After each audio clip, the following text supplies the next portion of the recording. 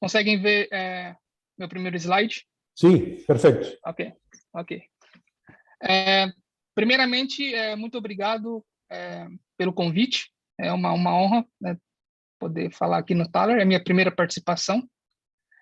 Queria agradecer novamente a toda a comissão organizadora do evento. E nesse trabalho, vou falar um pouco do modelo que a gente acabou de publicar, que propõe um novo cenário para a formação do sistema solar. Tá, esse é um trabalho em colaboração com diversos amigos, né, colegas, professor Hadip, aqui na Rice University, professor Sean Raymond, da França, Rogério Deene, o Bertrand Bitt e o André Isela, todos aqui nos Estados Unidos e na Alemanha. Então, para começar, vou falar um pouco dos estágios de formação planetária, né? Formação planetária começa num disco de gás e poeira, como a gente sabe. Essa poeira inicialmente é bem pequena, grãos com tamanhos de milímetros ou até menores. Esses grãos, eles gentilmente colidem e crescem a partículas maiores, né? E eventualmente eles chegam no tamanho desses pedregulhos ou pebbles, né, em inglês, como a gente chama. Quando partículas atingem o tamanho de alguns milímetros, o arrasto da interação, das colisões com o gás, as moléculas do gás, fazem que esses pebbles, essas partículas espiralem no disco, geralmente em direção à estrela, né, devido a esse processo, ao efeito do arrasto aerodinâmico. Então, essas partículas vão espiralar, eventualmente elas podem se concentrar em regiões específicas do disco, e isso, se uma certa região se torna densa o suficiente, ocorre a formação de planetesimais, que são objetos, né, com tamanho quilométrico. Então, a formação planetária sai desse tamanho de milímetro, centímetro e salta para uma escala de quilômetros, de dezenas ou centenas de quilômetros. A partir daí, esses planetesimais eles podem continuar acretando os pebbles, essas partículas pequenas do disco, ou colidir entre eles e crescer até o que a gente chama de embriões planetários. O embrião planetário, para a gente associar com alguma coisa que a gente conhece, poderia ser a Lua, né? Um objeto com o tamanho da Lua, tamanho de Marte, na parte interna do sistema solar, e na parte externa seria algo talvez um pouco maior. Se esses objetos se tornam grandes o suficiente, eles vão interagir gravitacionalmente com o disco de gás, né? E isso leva à migração no disco. Esse processo de migração ele pode ser de diversos tipos. Tipo 1, quando o planeta não está apto a abrir um gap, né? uma lacuna ao redor da sua órbita.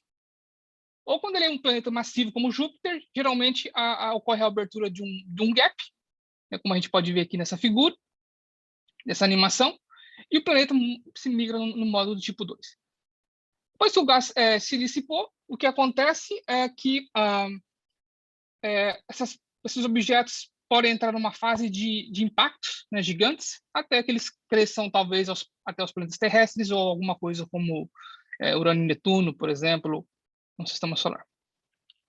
Então, para a gente modelar a formação planetária, a primeira coisa que a gente deve fazer é definir os ingredientes. E quanto ingrediente a gente tem, né? Então, os primeiros modelos, né, de formação do sistema solar, eles se basearam num princípio bastante lógico.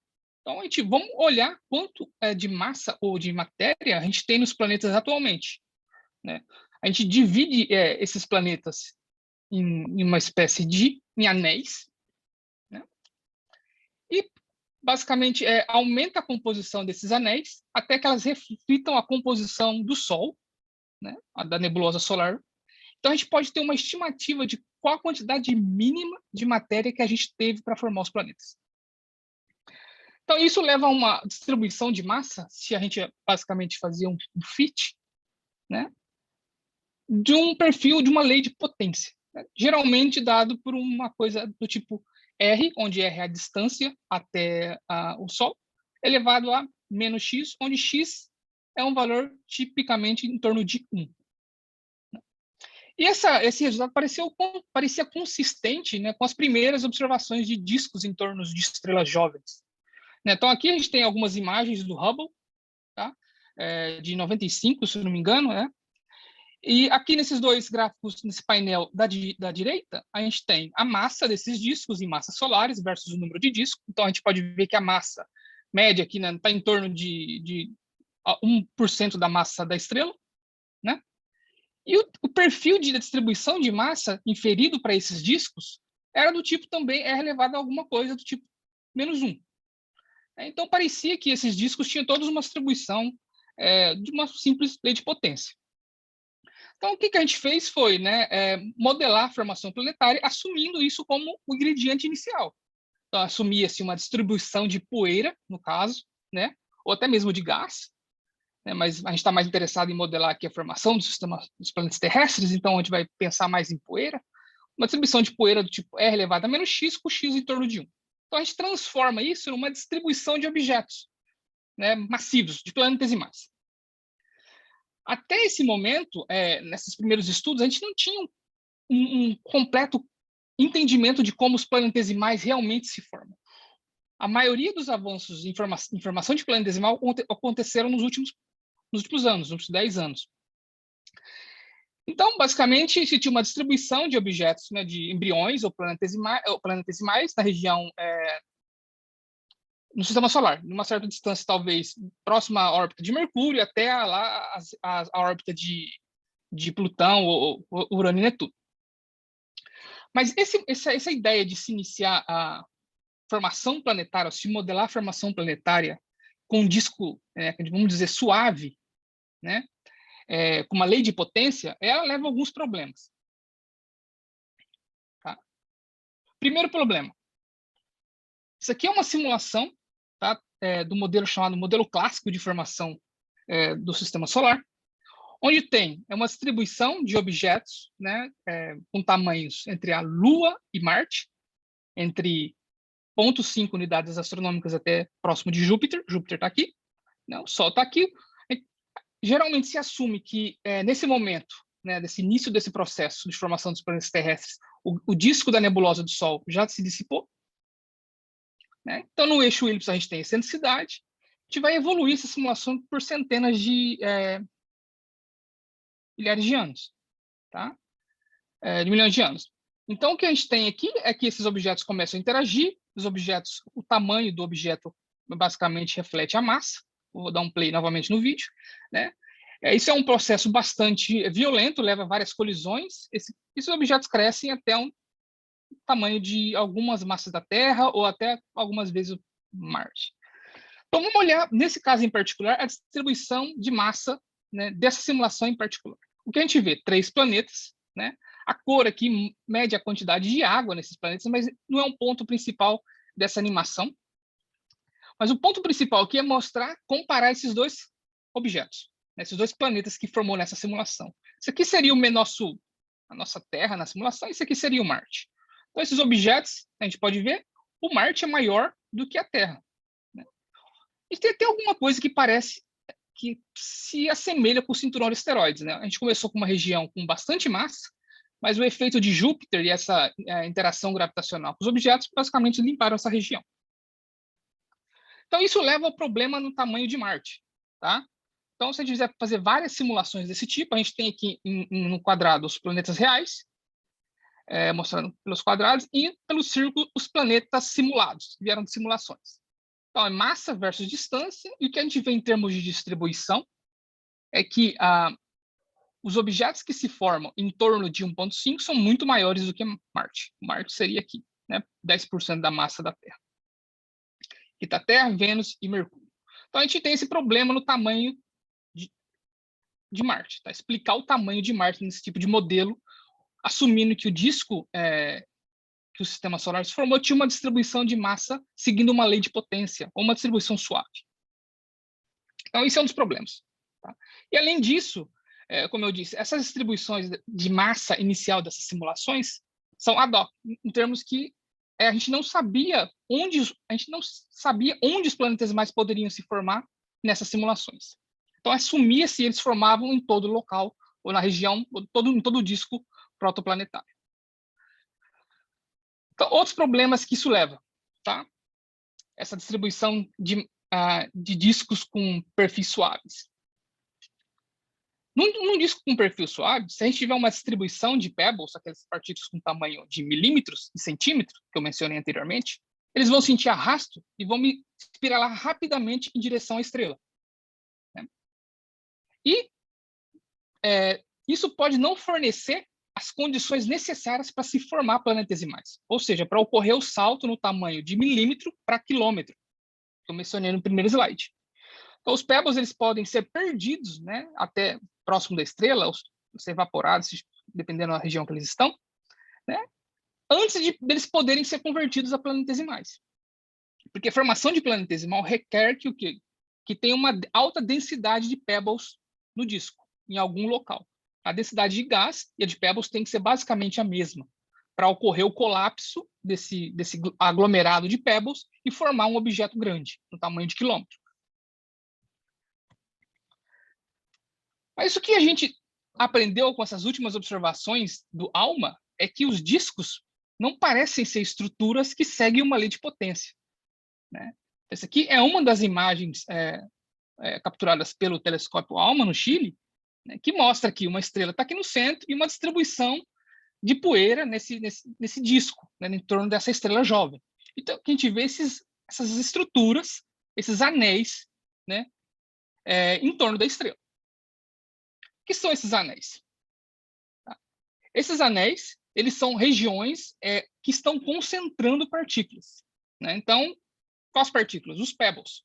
Então, os pebbles espiralam em direção à estrela, mas eles chegam em regiões específicas, que a gente chama de armadilhas de pebbles, e são capturados. Então, vou colocar aqui mostrar uma animaçãozinha. Então, imagine que a gente tem os pebbles formados em certas regiões, eles espiralam em direção à estrela e aglomeram em certas regiões. Isso cria esse aumento, né, no brilho que a gente observa. No caso, basicamente dizendo que é uma alta densidade de partículas na região. Então, o que são essas regiões onde ocorre esse acúmulo de pebbles? Né? São regiões onde provavelmente o disco tem uma pressão diferente, né? Tem um aumento de pressão, e esse aumento de pressão, né, do gás do disco faz com que os pebbles parem de espiralar, ou seja, os efeitos do arrasto desapareçam. E se esses pebbles são concentrados nesses pressure, que a gente chama de pressure bumps em inglês, né, o que acontece é que eles fornecem as condições ideais para se formar planetesimais. O porquê?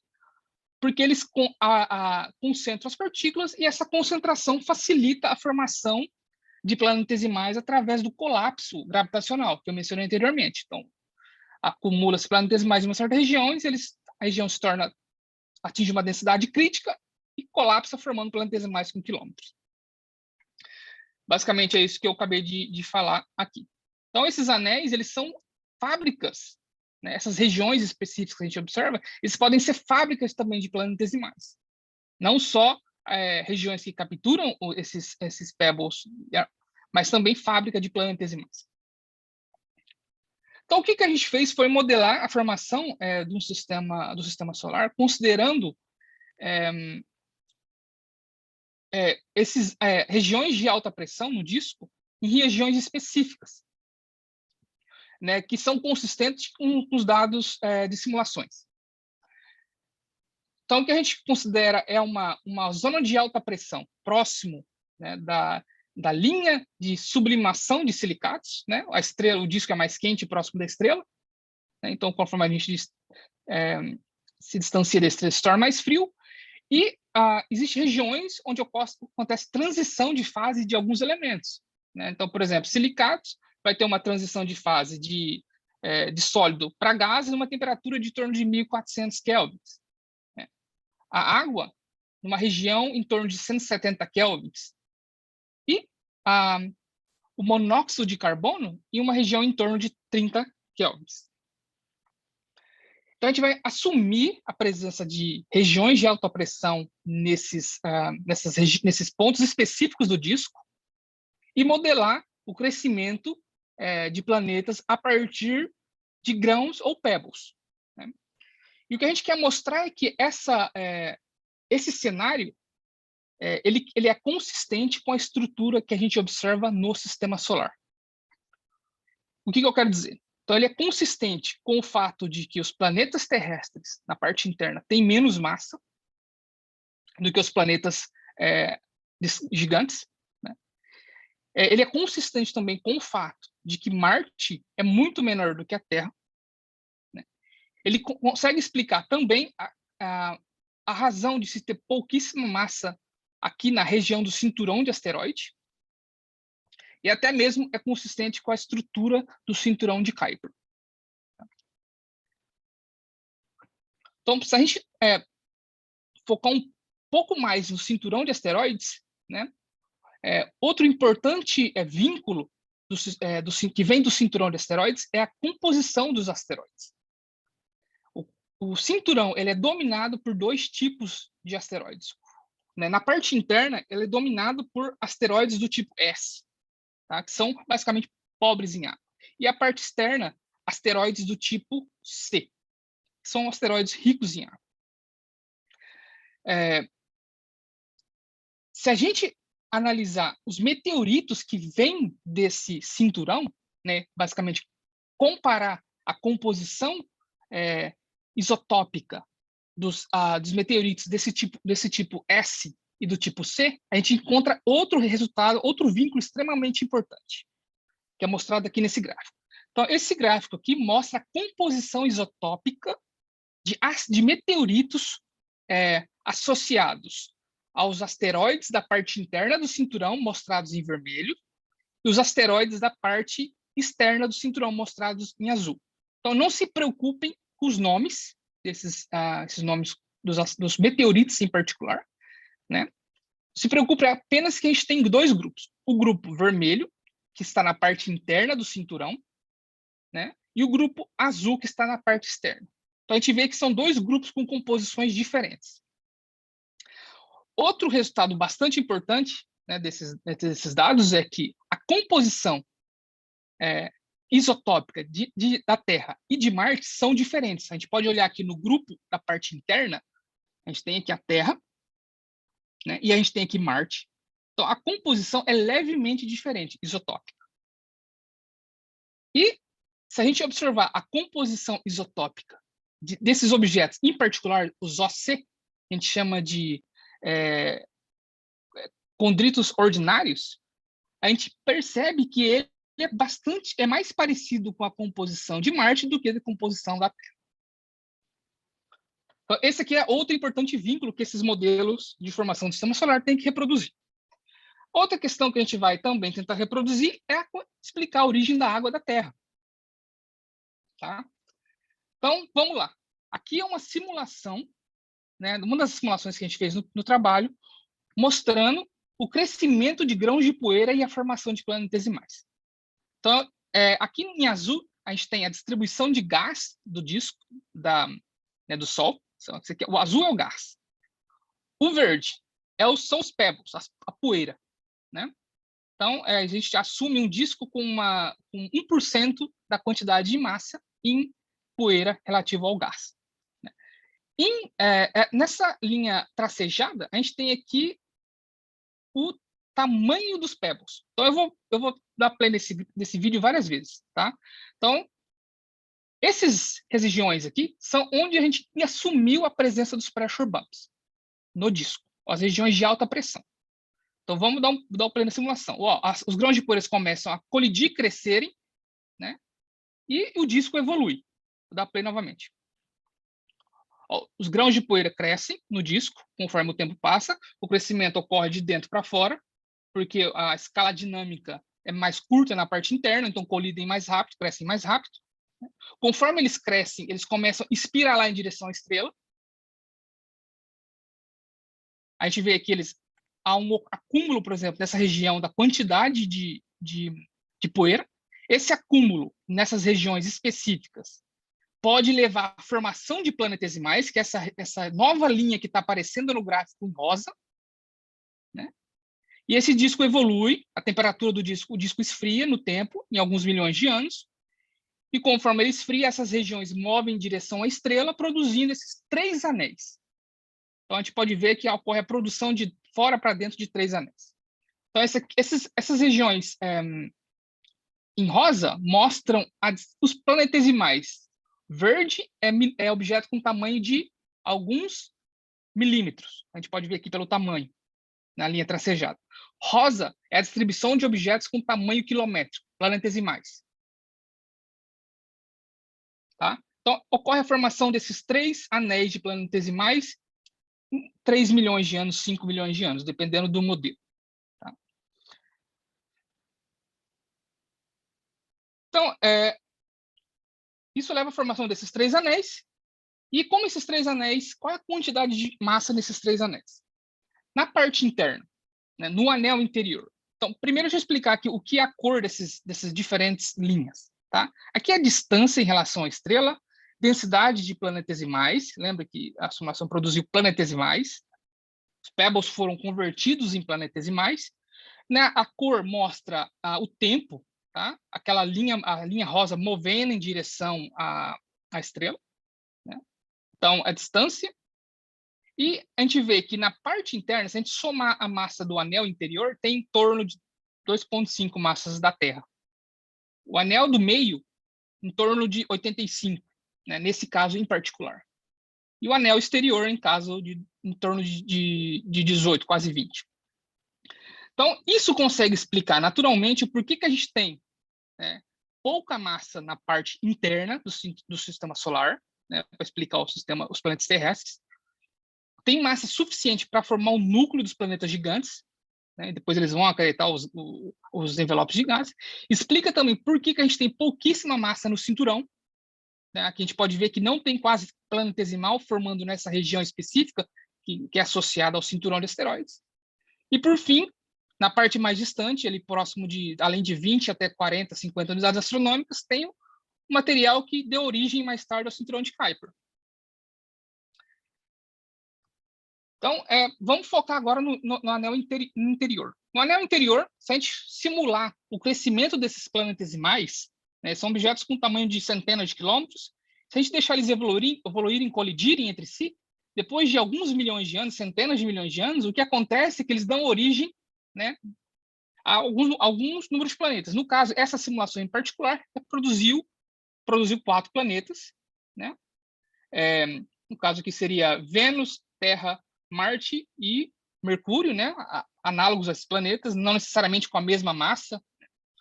A gente tem também alguns objetos que estão aqui na parte do cinturão de asteroides, na região sombreada. A gente pode ver aqui uma partícula, pelo menos, que saiu da região, dessa região e foi implantada aqui.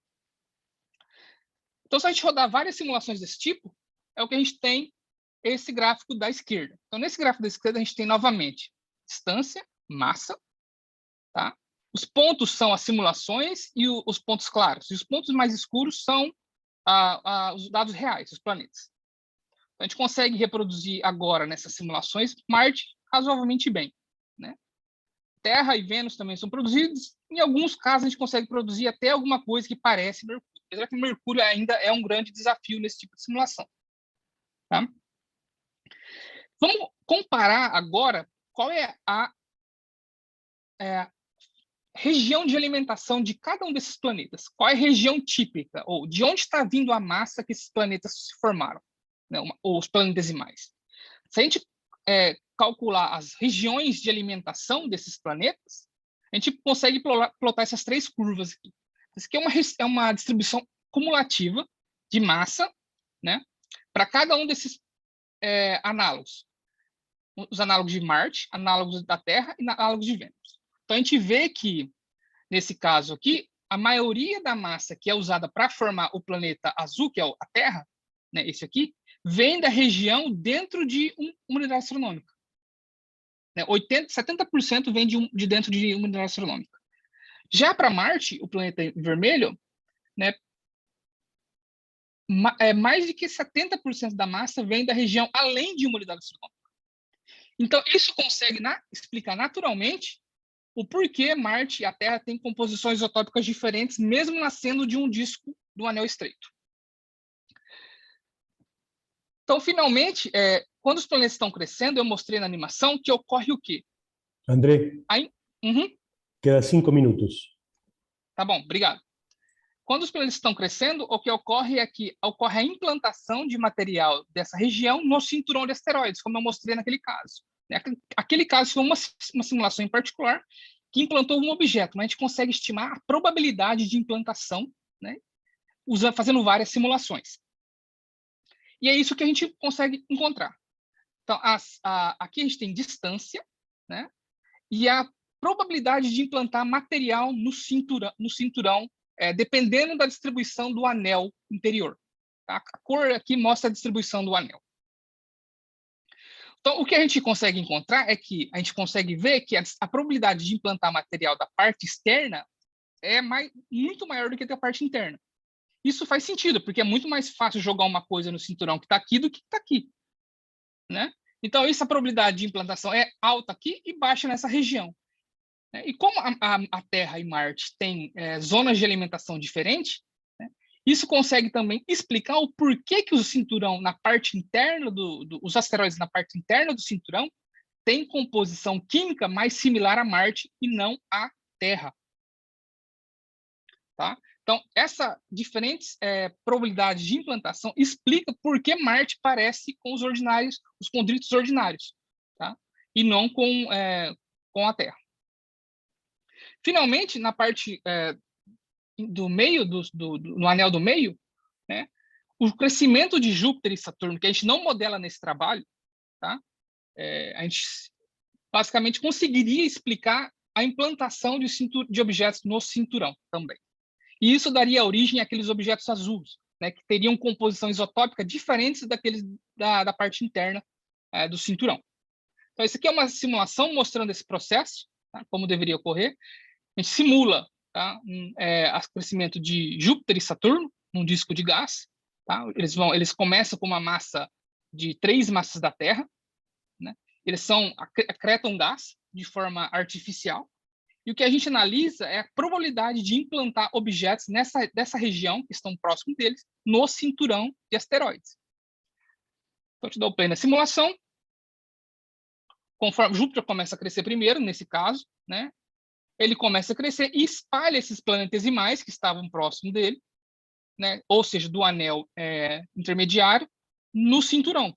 Esses planetesimais são implantados devido ao efeito do arrasto. Né? O mesmo acontece quando Saturno cresce, e esses objetos, alguns deles, cruzam as órbitas dos planetas, essa região aqui da zona de entrega de água, e isso naturalmente entregaria água para a Terra, ao mesmo tempo que também explicando, né, parte do cinturão de asteroides com composição diferente da parte interna. Né? E, finalmente, o terceiro anel explica o cinturão de Kuiper. Né? Nos modelos de formação e evolução do Sistema Solar, a gente acredita que, né, os planetas eles se formaram em uma órbita mais compacta, né, Júpiter, Saturno, Urano e Netuno. Eles se formaram em uma órbita mais compacta e provavelmente antes da formação dos planetas terrestres, tá, provavelmente em torno de 100 milhões de anos ou menos, eles evoluíram dessa configuração mais compacta para a configuração atual, através da interação com um disco de planetesimais além da órbita de Netuno, tá? Um disco primordial, que teria em torno dos modelos com maior sucesso, em torno de 10 a 30 massas da Terra, em planetesimais. Então, esses planetas estariam em ressonância, interagiam com esse disco, e quando eles atingem as órbitas atuais, eles esculpem, basicamente, a configuração do cinturão de Kuiper. E, basicamente, é isso, só para resumir. Então, a arquitetura do sistema solar é consistente com a existência de zonas de alta pressão, ou pressure bumps, no disco do Sol. Isso naturalmente explicaria a chamada dicotomia isotópica do sistema solar, ou por que não ocorreu a mistura de pebbles que estavam no sistema solar externo e os pebbles que estavam no sistema solar interno. Né? Isso também explicaria o porquê Marte é pequeno comparado à Terra, porque Marte cresceu na borda de um anel. Tá? Explicaria diferentes composições da Terra e de Marte, e dos condritos ordinários. Né? Explicaria a massa do cinturão de asteroides, por que ele tem pouca massa. Né? Isso também mostra que os planetas terrestres do sistema solar não formaram por acreção de pebbles, como alguns modelos sugerem. E o anel interior, né, do intermediário é consistente com a formação dos planetas gigantes, mas ainda a gente precisa modelar a evolução, o crescimento desses planetas nesse anel. O terceiro anel era consistente com os modelos de evolução do sistema solar. E, finalmente, o fato de o anel intermediário ser uma eficiente armadilha para os Pebbles explicaria também por que os planetas terrestres não cresceram mais do que a massa atual. Ou seja, por que eles não se tornaram planetas muito maiores como a gente vê em outras estrelas, em torno de outras estrelas, como seria no caso dos sistemas com superterras, que a gente chama. Então, o anel intermediário do sistema solar foi muito eficiente e bloqueou a maioria do material. E isso é uma condição da dicotomia do sistema solar. Acho que eu paro por aqui. Muy bien, muchas gracias. Muy interesante su presentación. Vamos a ver algunas preguntas. Fernando Roy pregunta, ¿por qué se producen los bumps de presión en el disco? ¿Eso depende de la estrella central? ¿Con este modelo, el Grand TAC no sería más necesario? Então, Fernando, obrigado pela pergunta. São duas perguntas excelentes. Então, os pressure bumps, eles podem se formar no disco dependendo do tamanho dos pebbles. É um dos requisitos, né? Então, o tamanho dos pebbles no disco, né, o tamanho desses objetos vai depender do nível de turbulência no disco. Se o disco é mais turbulento, o que pode acontecer é que o pebble é menor, e aí o pressure bump que é formado nessas linhas de condensação, ele não é forte o suficiente para frear todos os pebbles. Então, parte dos pebbles ainda consegue passar, ou parte significativa, né? Então, provavelmente, a gente discute no paper que a viscosidade é um dos fatores importantes. Além disso, né, no sistema solar, Júpiter provavelmente formou rapidamente, né? E isso pode ter ajudado esse pressure bump da linha do gelo a segurar o material. Porque talvez essas estruturas, né, o tempo de sobrevivência desse pressure bump talvez não seja uma coisa muito longa, assim, em particular se o pressure bump recebe uma grande quantidade de massa. A outra questão do Fernando é se o Grand TAC não seria necessário. E a resposta é não, né? A gente não precisaria do Grand TAC para explicar, né, a massa de Marte e para explicar o cinturão de asteroides. Na verdade, tem outro paper, né, eu não tive tempo de discutir, mas tem outro paper, inclusive do próprio Alessandro Morbidelli, né, que saiu quase junto com o nosso paper na Nature Astronomy, que eles propõem um cenário de formação do sistema solar que é bastante consistente com esse modelo que a gente apresenta. Bien. Felipe Braga Rivas pregunta, ¿las líneas de hielo que producirían los bumps? Sempre entendí que sería a formação de um planeta que produzia os gaps. Isso ainda acontece? A gente não sabe se esses discos observados, se esses pressure bumps são planetas ou não. Porque a maioria dos discos que a gente observa são discos antigos. Então, naqueles discos, são discos com 2 milhões de anos. Então, naqueles discos, os planetas já poderiam ter se formado, né? Primeira coisa.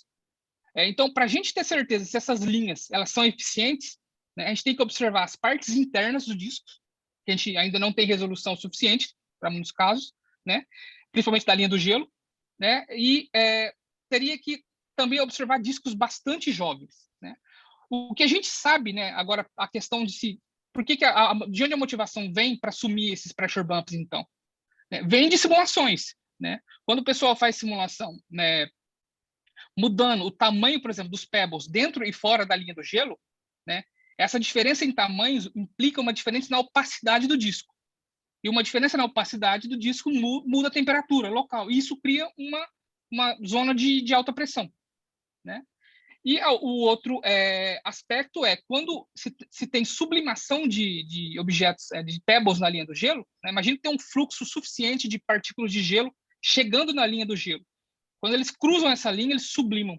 Quando eles sublimam, eles vão lançar gás, e esse gás também vai o quê? Se ele for um fluxo alto, vai também criar uma espécie de pressure bump. Então, existem alguns trabalhos que sugerem que essa ideia de se assumir a presença de pressure bump nessas linhas não é completamente maluca, né? Então, isso motivou esse trabalho, mas realmente, para a gente confirmar isso, a gente precisa observar discos novos, né, com menos de 500 mil de anos, e a parte interna desses discos. Então, as próximas observações talvez vão ajudar a validar ou até mesmo rejeitar o modelo. Bien. Una pregunta más. Octavio Aguilera pregunta, ¿cómo encaja el modelo con las observaciones de ALMA, que muestran que la mayor parte de los anillos y gaps observados están a posiciones que no estarían relacionadas con las líneas de sublimación de elementos? Obrigado pela pergunta. Outra muito boa. Então, isso é completamente verdade, né? Os discos observados pelo ALMA não está claro se as posições dos anéis correlacionam com essas linhas de sublimação. Mas, como eu disse na pergunta anterior, o grande problema desses anéis é que a maioria deles são discos antigos, né? Então, o que acontece?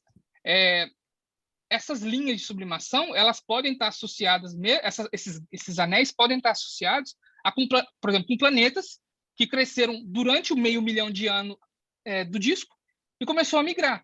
E aí eles basicamente desconectam, né, essas linhas, esses anéis, das regiões de condensação. Mas então, de novo, a gente precisa observar discos novos e a parte interna dos discos. Bien. Adrián Rodríguez pregunta, ¿cómo explicar a origem dos anéis no disco protoplanetário? Então, os anéis é a questão que eu respondi talvez numa das perguntas anteriores, sobre essa transição na opacidade em regiões específicas, né? Por exemplo, na linha do gelo, né? Os pebbles, além da linha do gelo, são grandes, né? E dentro da linha do gelo são pequenos, porque eles vão evaporar. Então, essa diferença de tamanho pode ser o suficiente para criar um pressure bump. Ou também a questão da liberação de gás da linha do gelo, né? E em termos da linha por exemplo, de silicatos, que eu não falei muito, né? Pode estar relacionada a ionização do disco, né? A ionização termal do gás. E isso faz com que o gás tenha um aumento de viscosidade, e esse aumento de viscosidade cria esse pressure bump. Então, tem várias formas de se formar os pressure bumps, né, nesses discos. Bien, y una última pregunta de Paula Ronco, que dice, ¿tiene en cuenta la fotoevaporación del disco? Si no es así, ¿tiene idea de cómo podría afectar los resultados incorporarla? Essa é outra boa pergunta, foi uma das perguntas do referido paper, na verdade. Então, a gente, nesse caso aqui, as simulações, o disco, a gente assume que o disco dissipa com 3 ou 5 milhões de anos, né, em todos os casos. Se o disco dissipar em 1 milhão de anos, por exemplo, o disco a parte interna do disco, o que vai mudar? Né? Vai mudar a forma de crescimento dos planetesimais. Então, os planetesimais, na hora que o disco dissipa, né, a excentricidade de inclinação vai crescer, eles vão crescer mais lentamente. Mas isso não deve mudar as principais conclusões do trabalho, mas deve impactar com o tamanho final, né, o tamanho dos embriões no momento que o gás se dissipa. Muy bien. Muchas gracias por la charla invitada, muy interesante, y gracias por las preguntas. Vamos a pasar a la siguiente charla. Muchas gracias, Andrés. Muito obrigado pelo convite, fue un prazer. Muchas gracias, Andrés. La siguiente charla es composición mineralógica de los pit craters del cráter Hale por Mantegazza y colaboradores. ¿Está Mara Mantegazza por ahí? Sí, acá estoy. Ahora voy a compartir pantalla. Bien. Te aviso 5 minutos antes de que se termine tu tiempo. Dale, perfecto, gracias. Yo soy Mara Mantegazza. En esta charla les voy a contar sobre una parte de mi trabajo de investigación que estoy haciendo en el doctorado, que tiene como objetivo principal estudiar estructuras que están vinculadas a la presencia de agua o de hielo y aportar así al conocimiento sobre el ciclo hidrológico de Marte.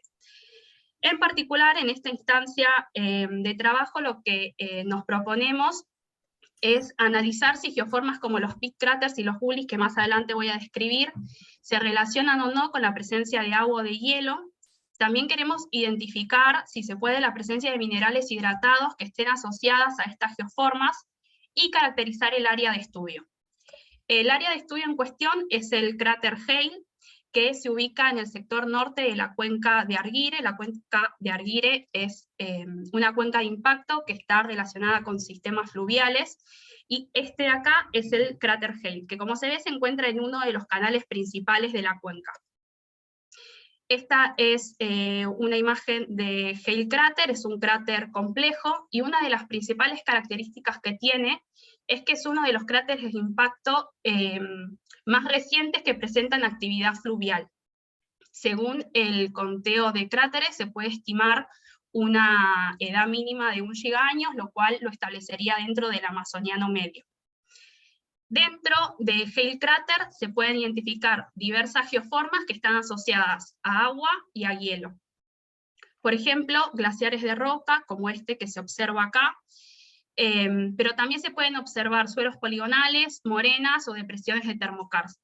Cada uno de estos rombos celestes lo que indica son regiones de Hale Crater en donde se pueden identificar geoformas que estén vinculadas a hielo. Por otro lado, también se pueden identificar recurring slope lineae, que son estructuras lineales de bajo albedo, son estas líneas que se ven acá, que son estructuras que se extienden pendiente abajo desde altos rocosos, y si bien aún no hay un consenso sobre su génesis, se proponen tres mecanismos diferentes de formación. Por un lado están los modelos húmedos, los modelos secos, pero también se establecen modelos híbridos que dependen de la disponibilidad de agua, ya sea tanto en superficie como en el subsuelo. Por otro lado, también se pueden identificar gullies. Los gullies son estas incisiones que se ven en las pendientes, que tienen morfologías muy similares a lo que serían las cárcavas terrestres. Están conformadas por una parte superior, que es una alcoba, que es donde nace la geoforma, después se extiende todo lo que es el canal, y puede o no terminar en un depósito como este que se ve acá, que son los aprons.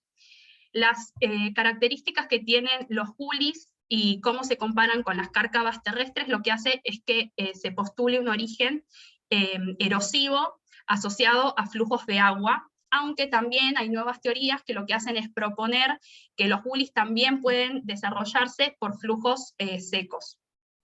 En el caso de Hale Crater, se encuentran distribuidos en lo que son la mayoría de las pendientes, pero lo que se ve es una predominancia de gullies que se desarrollan en pendientes que inclinan hacia el polo, como por ejemplo en la parte norte lo que se ve es que los gullies se encuentran principalmente en las caras internas, en las pendientes internas, mientras que en la parte sur se ve una predominancia de gullies que se ubican en las caras externas. Esto es un comportamiento que es esperable para los gullies a estas latitudes, porque Hale Crater se encuentra en el hemisferio sur marciano, en latitudes medias. La zona de estudio en la que vamos a hacer foco es una región del noreste del Hale, en donde lo que se identifican son glaciares de roca, morenas y gullies, pero una de las características principales es que lo que pudimos identificar son pit craters. Los pits son estas depresiones circulares o subcirculares que se pueden diferenciar de los cráteres de impacto principalmente por tres características. En primera instancia, los cráteres de impacto presentan una cresta bien definida y una planicie de eyectos que se debe a la depositación de material luego del impacto. Y a su vez también los cráteres de impacto tienen una forma más elipsoidal de las paredes. Por el contrario, los pit craters, que no están asociados a impacto, sino que se propone que tienen un origen relacionado a colapso de material, lo que se observa son geometrías subcirculares y circulares también, pero que no tienen planicies de eyectos ni crestas, y también tienen morfologías más cónicas. Sin embargo, lo que encontramos en Hale es que los pit craters tienen morfologías bastante diferentes. Se pudieron clasificar 4 tipos de pits. Por un lado hay pits que son simples, como estos de acá, que son depresiones de forma cónica, que hay desde 2 a 20 metros de diámetro, pero también hay pits que se encuentran deformados y pierden su geometría cónica. Hay pits que se alinean en cadenas, como estos que se ven acá, y hay algunos que tienen morfologías más complejas, como este, en el cual lo que nosotros proponemos es que pueden deberse a colapso de múltiples pits o a sucesivos colapsos de un mismo pit.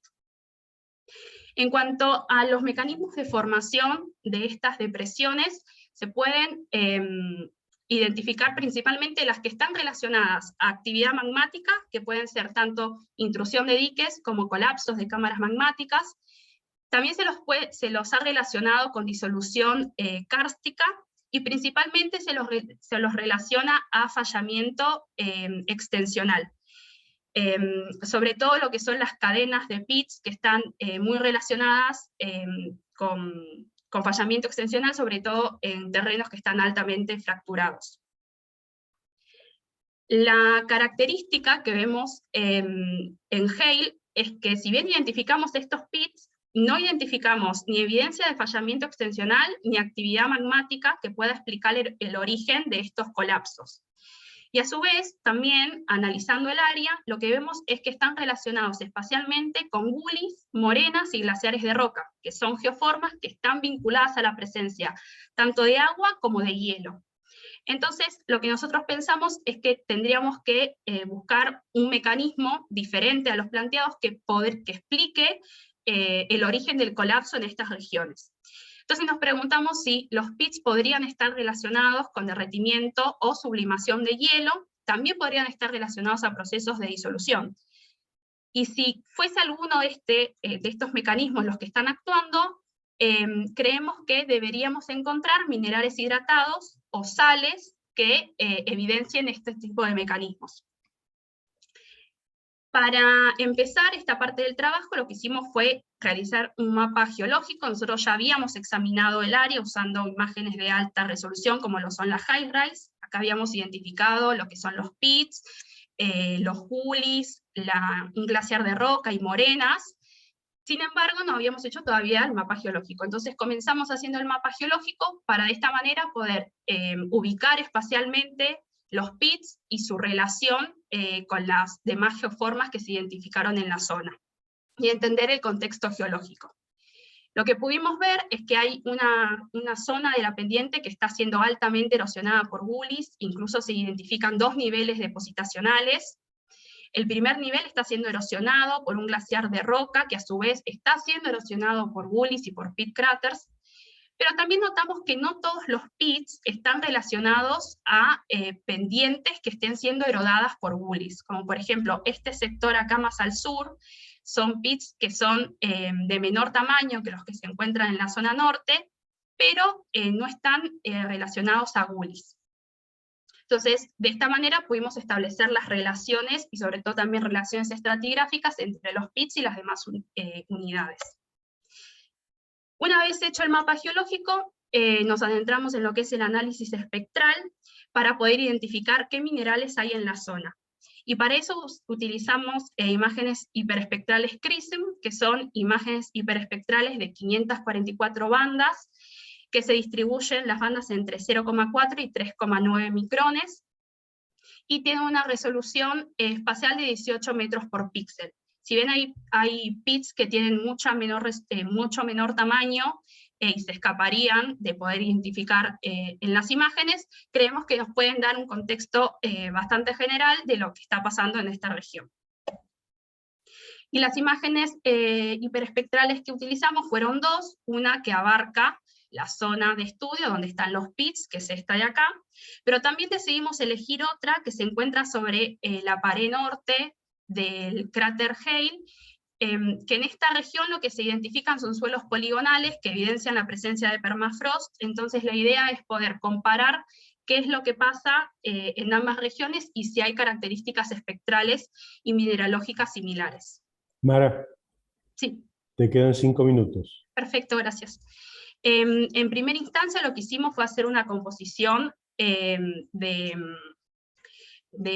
índices como para ver qué mineralogía se encontraba. Y lo que encontramos fue que haciendo una composición en la que se resalten olivinas y piroxenos, encontramos un comportamiento bastante interesante en lo que son las pendientes con gulis. En rojo se resaltan las zonas donde predominan las olivinas, y en verde y azul los lugares donde predominan los piroxenos. Y lo que observamos fue que no todas las pendientes que son erosionadas por gulis presentan el mismo comportamiento. Hay regiones que son estas celestes y verdes, en donde hay gulis, y en este sector es donde están los pits, que hay una impronta más piroxénica, mientras hay otros sectores como estos de acá abajo, en donde también hay erosión por gulis, en donde la impronta es más olivínica. Entonces, ahora para la identificación de minerales, lo que hicimos fue, en todos los casos se procedió de la misma manera. Lo que se hicieron fue seleccionar píxeles de interés, y a esos píxeles de interés se los dividió por unos píxeles de referencia para poder así obtener perfiles normalizados. En este caso muestro un ejemplo de lo que son dos sectores que nos interesaban, que es este de acá y este de acá, los ROI A y B, en donde quisimos identificar la mineralogía. Se encuentran en lo que sería la parte depositacional, sería esta parte de acá, donde está la parte depositacional de los gulis. Y lo que observamos son, en el espectro, son bandas de absorción que están centradas en 0,9 y en 1,8, lo cual son característicos de minerales como por ejemplo la estantita y la pigionita. Y corresponderían a piroxenos de bajo contenido en calcio. O sea que en un diagrama ternario de composición de piroxenos los podríamos ubicar en este sector de acá, con composiciones que se asemejan más a la estantita y a la pigionita. También pudimos identificar piroxenos con alto contenido en calcio, que se identificaron porque tienen unas bandas de absorción que están centradas entre 1 y 1,05, y en este caso el mineral identificado fue la augita, y las composiciones se ubicarían en este sector del diagrama ternario. Ahora bien, uno de los principales objetivos era poder identificar minerales hidratados o sales que puedan dar evidencia si los mecanismos de colapso están asociados a derretimiento de hielo o a disolución. Entonces, en este caso, lo que muestro son perfiles de referencia de lo que serían perfiles espectrales de arcillas y filosilicatos, y se ve que hay picos de absorción en 1,4, en 1,9 y en 1,2. Sin embargo, en los píxeles que analizamos en la zona no encontramos ninguna de estas características distintivas, por lo cual no podemos asegurar que haya minerales hidratados o arcillas en la zona, filosilicatos o arcillas. Sin embargo, sí hay unos píxeles que nos llamaron la atención, que se encuentran en lo que es el canal de uno de los gulis con actividad más reciente en la zona, sería esta zona de acá.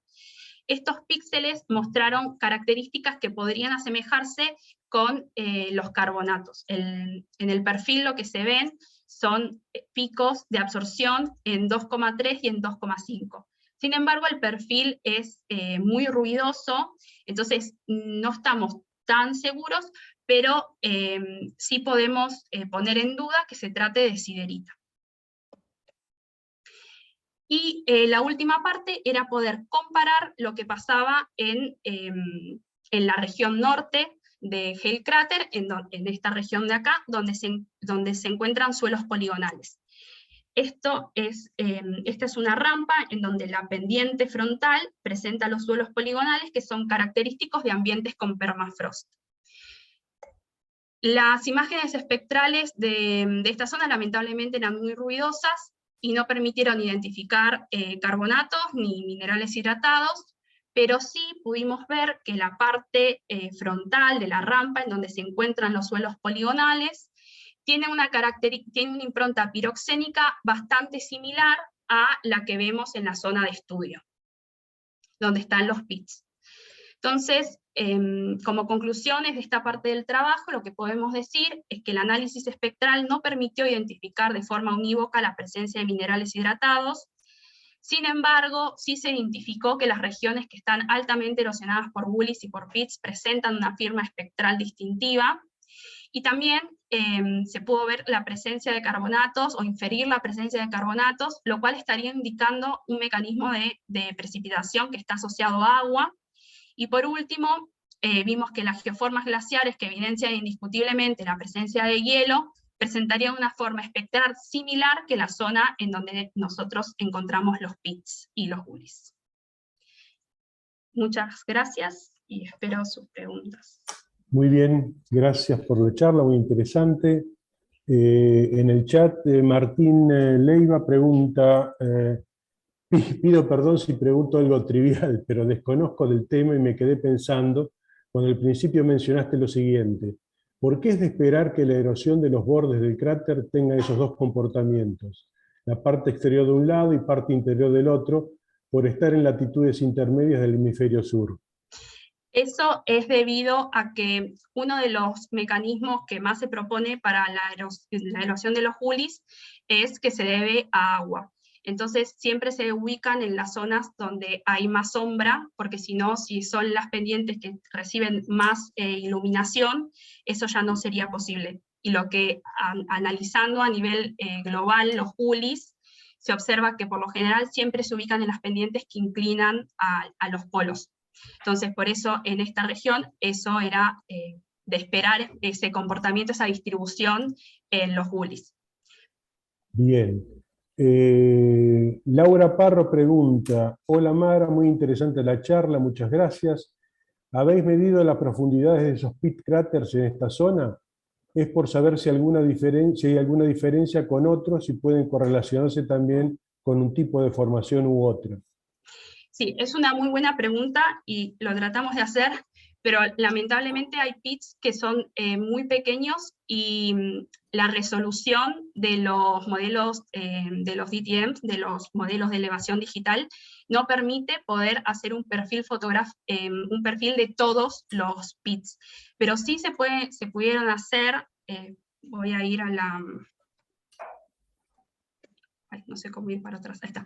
Pero sí se pudieron hacer algunos perfiles, sobre todo de los que son más grandes en esta zona de acá, y lo que se ve es que hay dos tipos. Hay algunos que llegan a erodar incluso más profundo que los WULIS, y hay otros que no llegan a erodar, o sea, están en un nivel topográfico superior que los WULIS.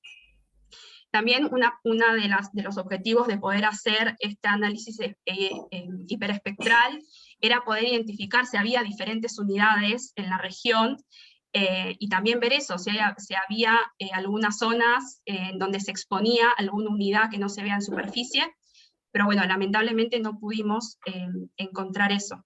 Pero sí, es una buena pregunta. Hicimos los perfiles topográficos, eso pertenece toda la primera parte del trabajo, en donde hicimos la descripción morfológica y en detalle de todos los pits, y ahí se ve que hay algunos que erodan aún más profundo que los WULIS y otros que no. Bien. ¿Alguien más? ¿Alguna pregunta? Bueno, yo tengo una pregunta. ¿Cuál es el tamaño de los pits que están midiendo? Hay entre 2 metros a 20 metros. Los más grandes son los pits complejos, que son, por ejemplo, este que se encuentra acá, que nosotros creemos que es el colapso de múltiples pits. Pero después hay pits que son de muy pequeño tamaño, que se encuentran justamente en las regiones donde no hay WULIS.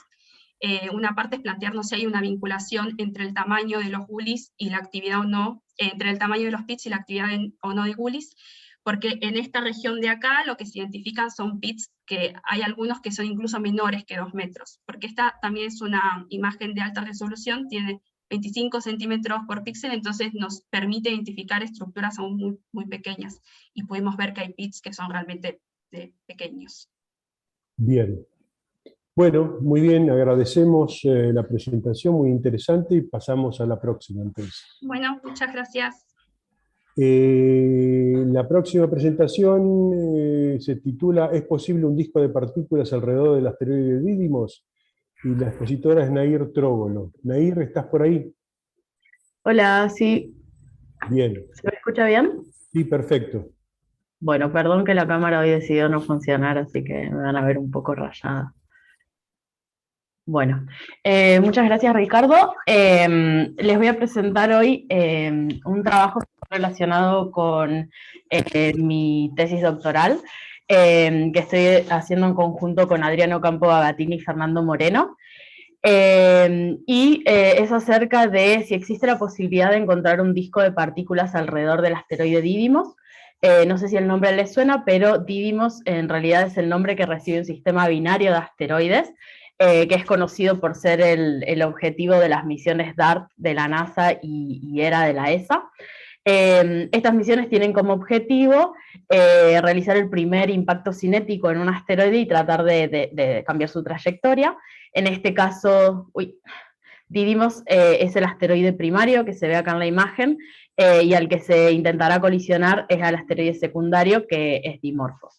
Estas dos misiones están enmarcadas en una colaboración internacional, como dije antes, entre la NASA y la ESA, y el proyecto en el que estamos trabajando es NEOMAP, que es un proyecto que da soporte a estas misiones.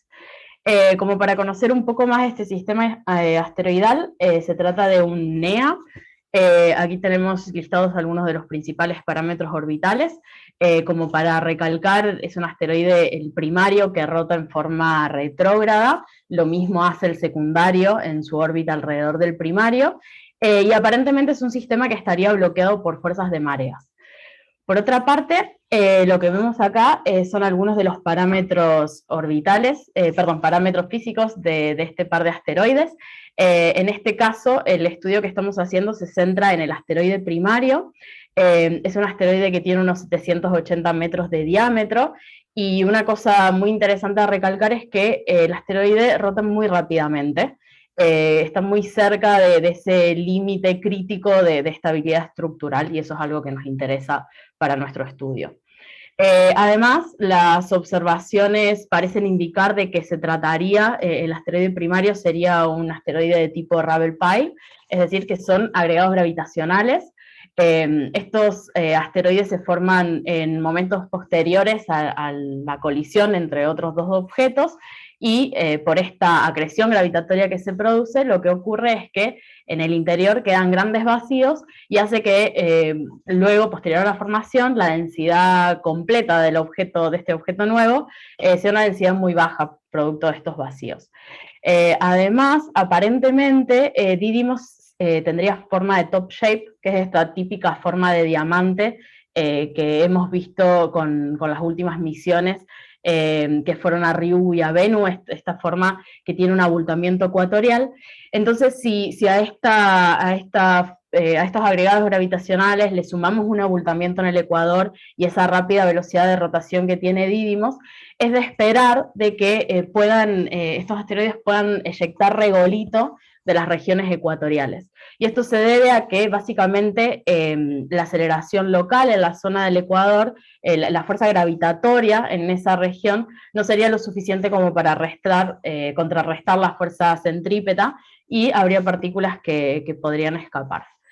Entonces esta es la motivación para nuestro trabajo. Nuestro objetivo principal entonces es estudiar bajo qué condiciones es posible el desprendimiento de partículas debido a rápida rotación en Didymos, y computar la densidad de masa espacial cuando esto ocurra.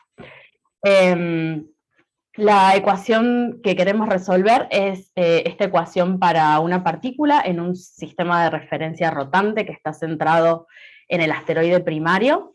En esta ecuación están presentes el campo central, que es el del asteroide primario. A su vez tenemos dos perturbadores, uno que es el Sol y otro que es el asteroide secundario.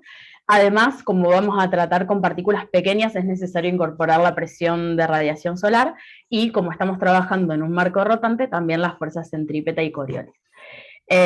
Para resolver esta ecuación, entonces desarrollamos un código numérico que puede calcular el campo gravitatorio alrededor de cuerpos que tienen cuerpos irregulares, es decir, cuerpos que vienen dados por modelos poliédricos, como el que vemos acá en esta esquina. Entonces lo que se hace es poner partículas en el centro geométrico de las caras triangulares que forman estos poliedros, y testear la condición de despegue. Necesitamos, por supuesto, definir los inputs que vienen a ser los parámetros orbitales y físicos para este sistema de asteroides, y además una cosa que necesitamos asumir es una producción de masa, que es un parámetro que suele ser importante y suele ser conocido cuando se habla de asteroides activos.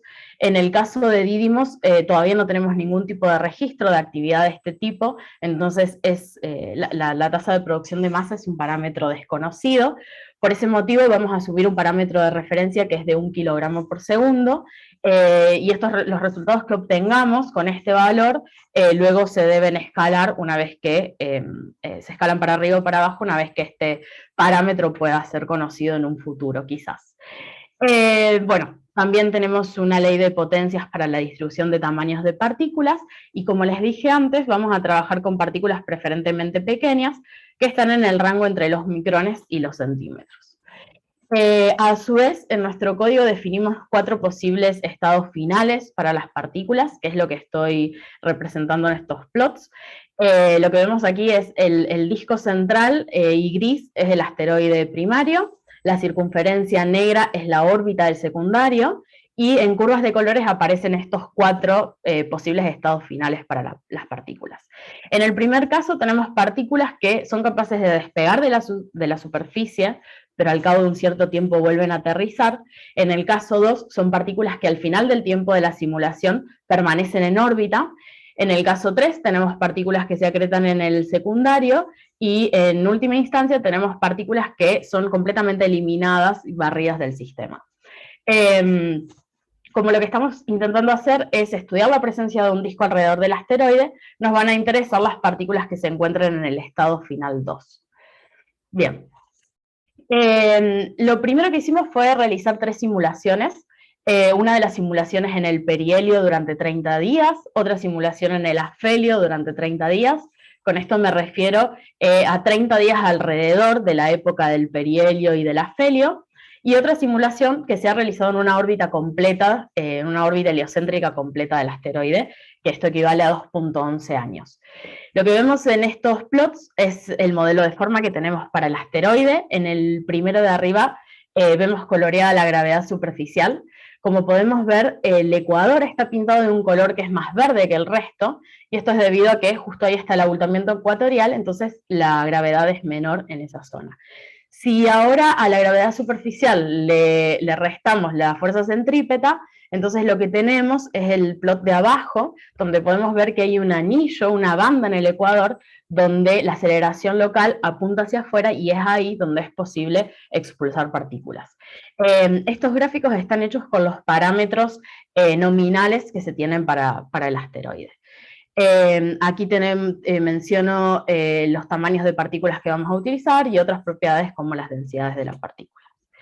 Bien, estos son los primeros resultados que hemos obtenido. Les voy a contar un poco sobre este plot. Estamos viendo acá la densidad de masa de partículas en función del radio, de la distancia radial. Si nos fijamos, estas curvas empiezan aproximadamente en unos 430 metros, porque es ahí donde se encuentra la superficie del asteroide, y las curvas decrecen a medida que nos vamos alejando del mismo.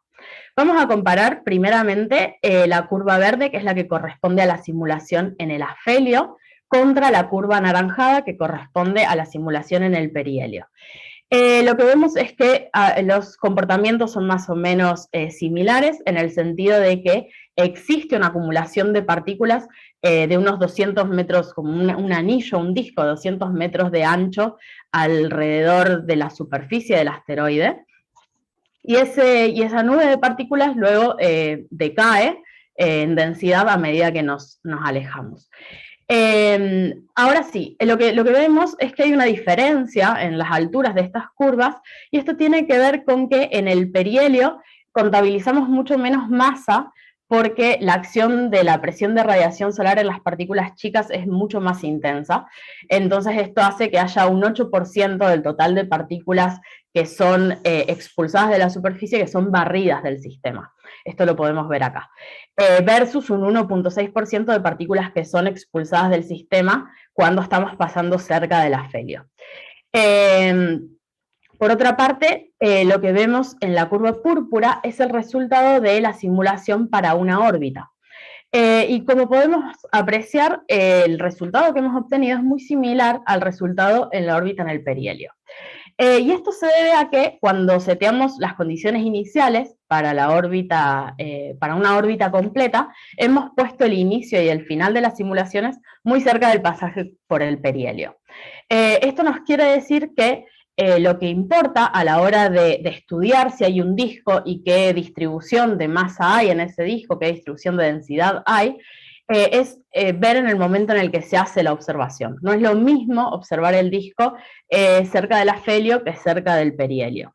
Y por otro lado, lo que se tiene es que a medida que aumentamos el tiempo en el que le permitimos a la superficie del asteroide expulsar partículas, no significa que aumentemos indefinidamente la densidad de masa que hay alrededor del asteroide. Y esto se debe a que existe un proceso de despegue y caída de este regolito que alcanza un estado estacionario en 30 días aproximadamente, son unos 27 días. Sí. Nair, te quedan 5 minutos. Bueno, entonces, estaba diciendo, bien, lo que se encuentra es que existe un porcentaje muy grande de partículas que vuelven a caer a la superficie. Bien, esta es otra forma de ver lo mismo. Lo que vemos acá es que esa nube de partículas es en realidad un disco que está colocado muy cerca del plano ecuatorial del asteroide. Lo que vemos acá en el eje X es la colatitud.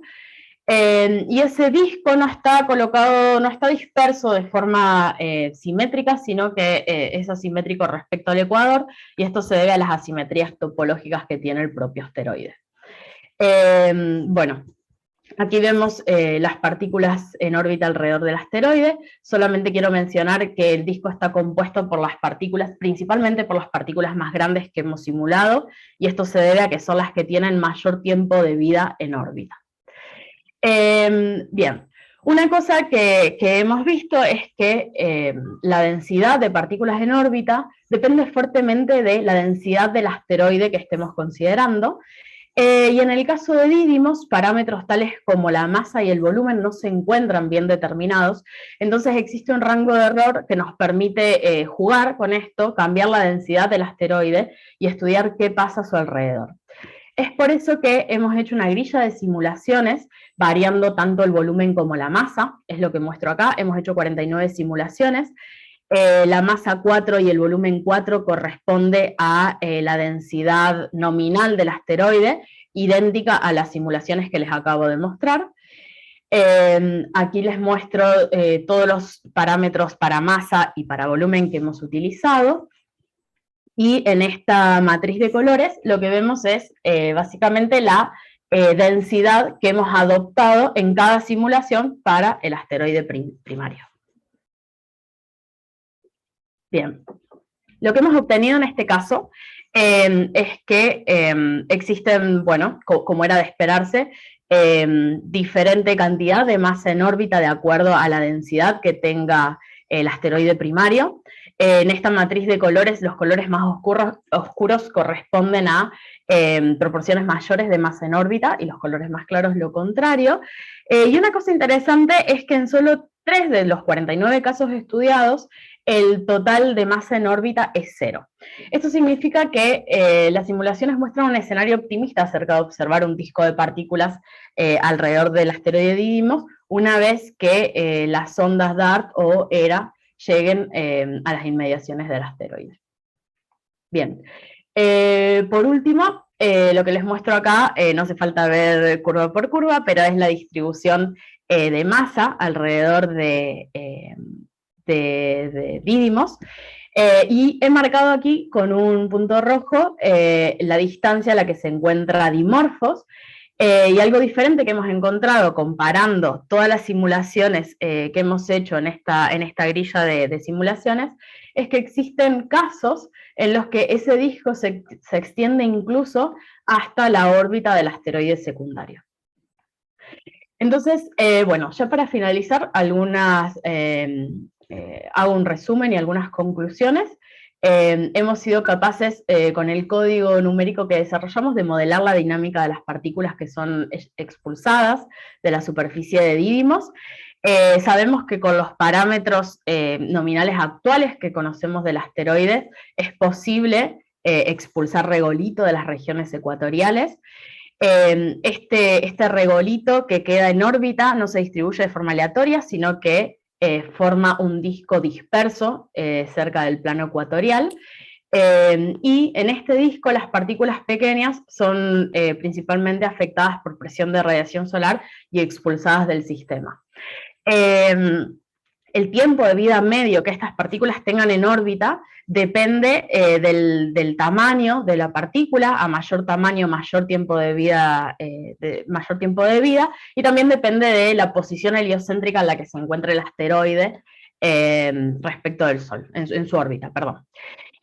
A su vez, hemos encontrado, como les dije, que más del 90% de estas partículas vuelven a caer a la superficie, y esto formaría un reservorio para futuras eyecciones.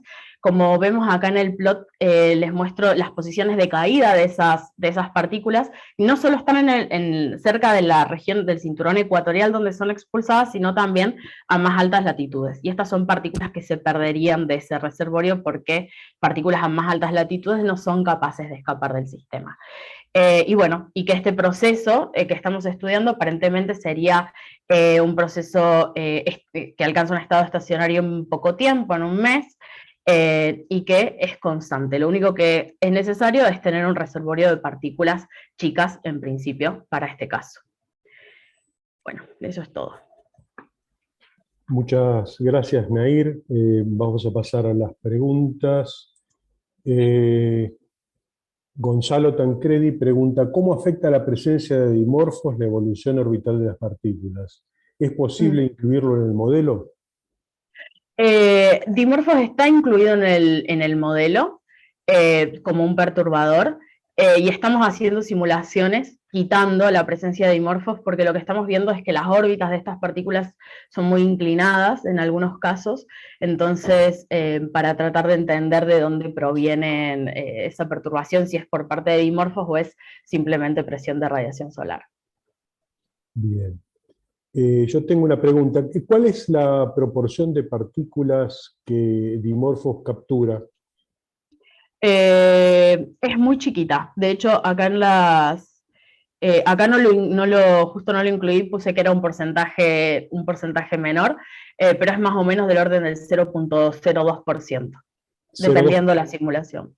0,2% del total de partículas emitidas. Exacto, sí.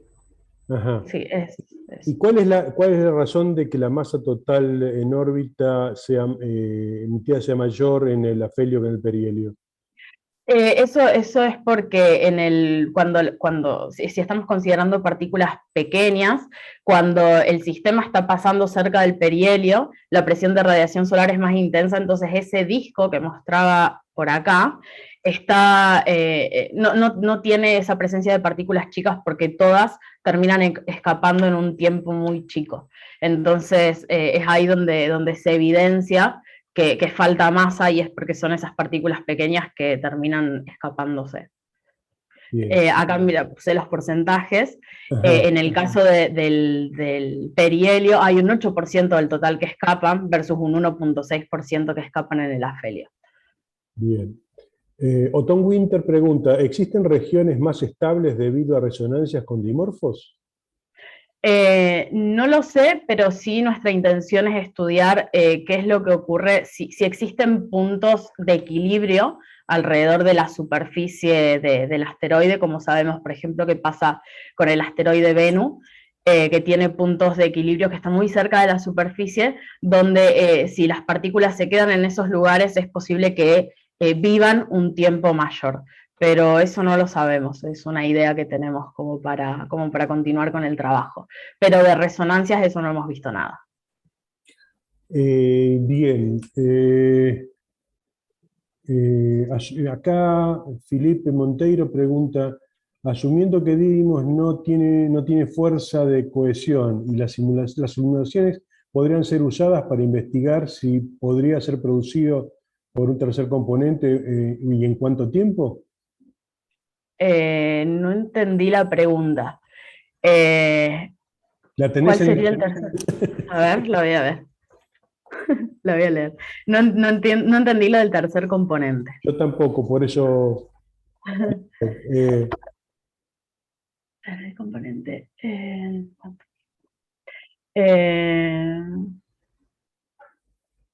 No sé si Felipe quiere... Perdón, intervenga. Tengo la impresión de que... Si tiene fuerza de cohesión y si puede formar un tercer componente del sistema. Ya entiendo, como si pudiese formar un satélite a partir de Exacto. estas partículas. Bien. Bueno, nosotros no estamos considerando cohesión en nuestras simulaciones, debido a que aparentemente la cohesión sería muy baja o nula. Eso es lo que se desprende del experimento de colisión que han hecho en el asteroide Ryugu. Y la verdad es que no lo sé. O sea, hay un trabajo que dice que tratando de explicar el origen de Dimorphos, que es la luna de Didymos, puede ser esa uno de los motivos, que la rápida velocidad de rotación haga hecho de que una parte del asteroide se haya desprendido, formando un satélite. Eso es algo que se propuso para el satélite que ya existe. Ahora, si puede volver a ocurrir, no lo sé. No lo sé. Bien, no tengo más preguntas, así que muchas gracias por la... Bueno, muchas gracias. Y con esto terminamos la sesión 4 y las sesiones del día de hoy. Les recuerdo que esta tarde a las 19:30 hora de la Argentina hay una charla para todo público a cargo de Marcela